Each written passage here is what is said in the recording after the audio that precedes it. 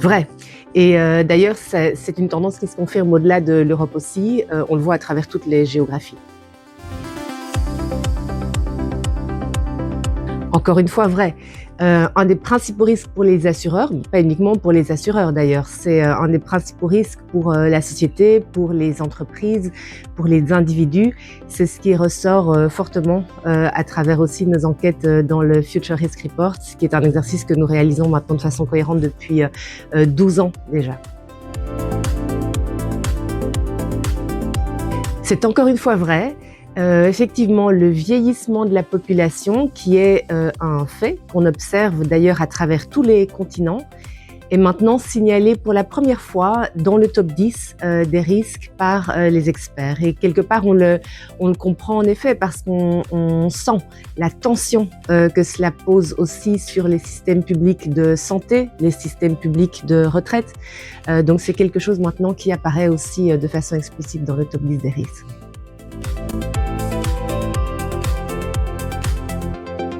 Oui, c'est vrai aussi. Donc la biodiversité, c'est essentiel. Et toujours dans le Future Risk Report, donc le risque lié aux ressources naturelles et à la biodiversité est maintenant au rang 6 par les experts. Donc c'est quelque chose que nous regardons avec énormément d'attention. Et d'ailleurs, chez AXA, nous finançons la recherche académique sur la biodiversité à travers le Fonds pour le progrès humain. Sans prévention, sans action d'adaptation, ce serait vrai. Et donc c'est la raison pour laquelle nous choisissons chez AXA de nous inscrire dans l'action, certainement pas en isolation, mais en partenariat avec les autorités publiques, avec le milieu académique, bien entendu avec nos clients, les grandes entreprises, les petites entreprises et les particuliers.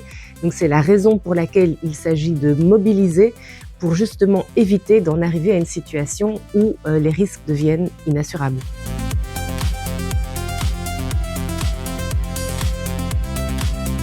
Faux. Et c'est pour ça aussi qu'on travaille activement. Nous avons par exemple développé pas mal de solutions d'assurance inclusive. L'objectif est toujours de renforcer le tissu de la résilience au sein de la société. Et c'est pour ça que les assurances climatiques, mais aussi les assurances inclusives qui s'adressent à une large partie de la population sont essentielles pour nous.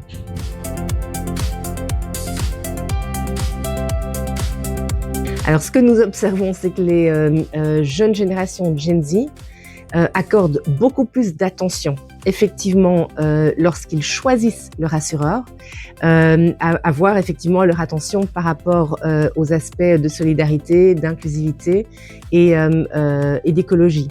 Donc ça, c'est quelque chose qui est observé. Est-ce que pour autant, ils vont payer davantage pour ça? Ça, c'est une autre question. Mais en tout cas, c'est une dimension qui intervient dans le choix de l'assureur.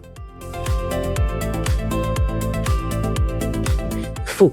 Ce n'est pas appelé à la remplacer, mais par contre, ça la complète de façon extrêmement utile. Donc, l'assurance paramétrique répond à des besoins très spécifiques et est un outil qui est activement déployé, notamment par notre filiale AXA Climate. Mais ça vient en complément de l'assurance traditionnelle. Je dirais faux, dans le sens où les deux vont ensemble. On a besoin, c'est essentiel, on a besoin d'investir dans la prévention pour pouvoir continuer à indemniser. Mais ce n'est pas l'un ou l'autre. Vous avez totalement raison. Et donc, c'est essentiel justement pour pouvoir continuer à assurer. Parce que si nous ne formons pas à la prévention, si nous n'aidons pas les clients à adapter leur comportement, et effectivement c'est un comportement de prévention du risque, dans ce cas-là, lorsque les dommages arrivent sans prévention, ces dommages sont inassurables. Par contre, en combinant la prévention avec l'assurance, ça permet de réduire l'impact des dommages et donc lorsque l'événement arrive, eh bien l'assureur est en mesure effectivement de le couvrir. Chez AXA, nous aidons beaucoup de nos clients lorsqu'ils ont des choix d'implantation industrielle, par exemple, à effectuer. Eh bien, nous pouvons leur fournir des études de risque, qui indiquent voilà de quelle manière le choix d'implantation d'un site industriel sera sujet aux conséquences d'événements climatiques à l'avenir.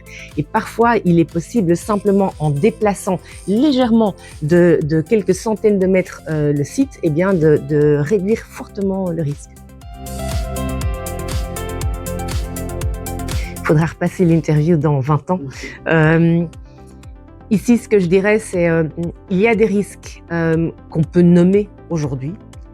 Je pense à l'évolution de la menace cyber. Je pense aux risques liés à l'intelligence artificielle. Je pense aux risques liés au changement climatique, les risques géopolitiques.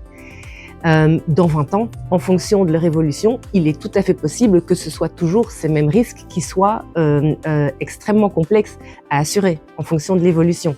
Et bien entendu, j'ignore ce que j'ignore. Donc, dans 20 ans, il y aura probablement aussi des nouveaux risques que nous ne pouvons pas nommer aujourd'hui et qui, là aussi, auront émergé et seront extrêmement complexes à assurer.